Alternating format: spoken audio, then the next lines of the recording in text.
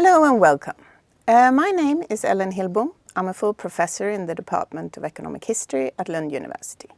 Today I'm here to talk about my research project Sustainable Development of Small Island States. Small Island Developing States, or SIDS for short, are 57 maritime countries who share similar development challenges. For example, they have small populations that are often low-skilled and poorly educated. Many are found in remote locations, think about the South Pacific. Due to their small size, they have limited land-based natural resources, but they can have large ocean resources. They are susceptible to natural disasters and extreme weather, such as rising sea levels and hurricanes, and they are usually highly dependent on international trade and aid. Those challenges have historically reduced SIDS' opportunities to embark on paths of sustained economic growth, as well as to improve the living standards and capabilities of their citizens. Today, their situation is further aggravated because their transformation must happen quickly and in innovative ways, because SIDS are particularly vulnerable to the repercussions of global economic competition and climate change. Most SIDS come out poorly in the ranking of Sustainable Development Goal indicators, and the situation is the direst for the 9 SIDS that are also defined as least developed countries by the UN. These countries struggle to achieve economic development while also managing climate change repercussions that they can ill afford. However, the SIDS also include success stories, such as Mauritius, a country that in the 1970s shared income levels with the poorest countries in the world, but today is deemed to be a growth miracle forged by a developmental state. These differences raise questions about what the SIDS can learn from each other when it comes to finding successful pathways for development.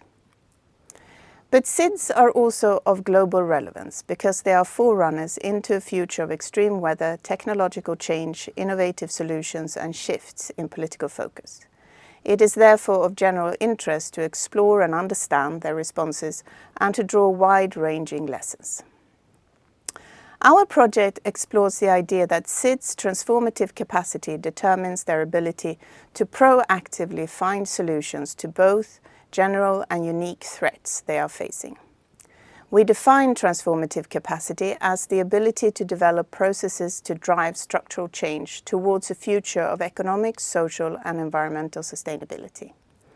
The pathways into the future are context-specific, and each state's capacity is the outcome of long-term cumulative processes of institutional change, economic growth, human capital formation, development of global networks, and so on.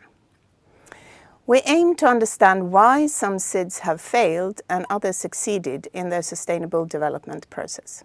Also, to investigate the historical underpinnings of the current transformation capacity of SIDS broadly and their potential transformation pathways into the future. We particularly search for lessons that are relevant for the least developed countries.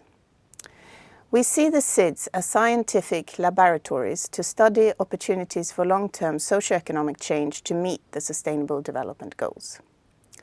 The literature on transformation has primarily studied the transformative capacity at the level of organization, city, or small localities, and more often in relation to particular socio-technical systems, such as water, mobility, or energy.